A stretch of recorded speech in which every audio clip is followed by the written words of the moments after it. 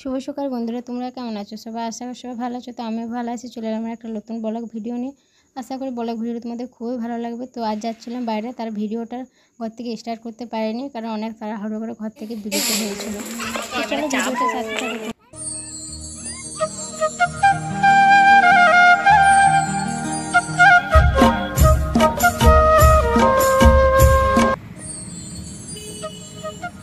আমরা স্টেশনের বাইরে দাঁড়িয়ে যাচ্ছি, আর এদিকে সবাই আছে, যাচ্ছি।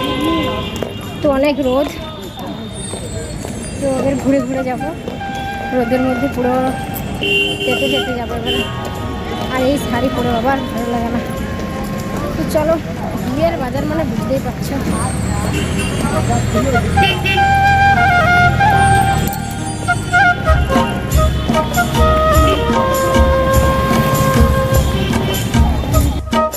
তো এই যে এখানে কাপড় বাঁচছিল, তো এখানে সুতির কাপড় প্রথমে বাঁচছিল। তো অনেক সুতির কাপড় লেয়ার ছিল, কারণ অনেকে দেবে, তো এই জন্য এখানে বাচ্চারা তবে অনেক জিনিস নিয়েছে। তো আমি ভিডিও করতে পারিনি, তো কী করে ভিডিও করব বলো। তো একদিকে বাচ্চা, একদিকে ভিডিও, আর ভালো লাগছিল না এত রোদের মধ্যে। আর এখানে তারপরে তো দোকান এসেছিলো, ফটকার দোকান, বিয়েবাড়ি বলে ফটকা ফোটানো হবে না, তার জন্য আমার শ্বশুরমশাইয়ের অনেক জিদ যে ফটকা আমি ফোটাবই।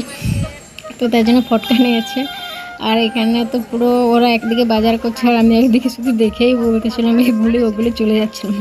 আবার টুপ করে চলে আসছে ওদের সামনে। আর এখানে দেখতে পাচ্ছ কত সুন্দর একটা এই সাদা কাপড় পরলো। এর সামনে প্রথম আমি দেখলাম এরকম লোক, তো এদিকে থাকবে কি। কিন্তু এই যে এখানে অনেক কিছু ফল, আর সেই ঈদ পেরোলো না, ওইখানে অনেক কিছু পাওয়া যাচ্ছিলো।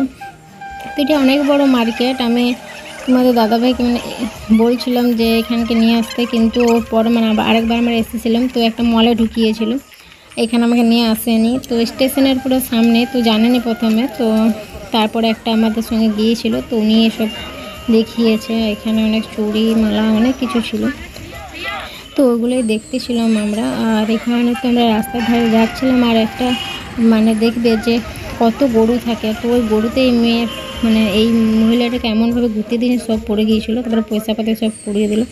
আর এখানে তোমার ভাসুরের জন্য ড্রেস নিতে ছিল, আর এখানে নেওয়া হয়ে গেছে। তো আমাদের ট্রেন চলে এসেছিলো, আর আমরা অনেকক্ষণ ওখানে ছিলাম। তারপরে তো তোমাদের দাদাভাই আর আমি অনেক দৌড়াদৌড়ি করে এলাম। তো ট্রেনটা এখন ছাড়বে না, তো ওরা অনেক পেছন দিকে বসেছিলো। আমরা যদি আগের দিকে বসতাম তাহলে আমরা স্টেশনে তাড়াতাড়ি মানে আগের দিকে নামতাম। তো কারণে তোমাদের দাদাভাই বলছিলো যে চলো ওইদিকে যাবো।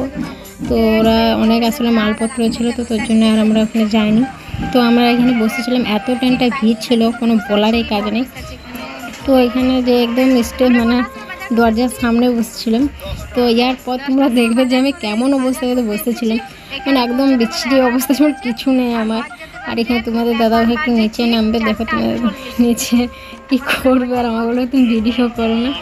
আর এখানে তো অনেক কিছু চাল মানে বাদাম টাদাম অনেক কিছু এসেছে। তো রোদে কিছু বাথরুমেও বলছিল, আর ওইটাই যাচ্ছে, তুমি বলছো ভিডিও করো না।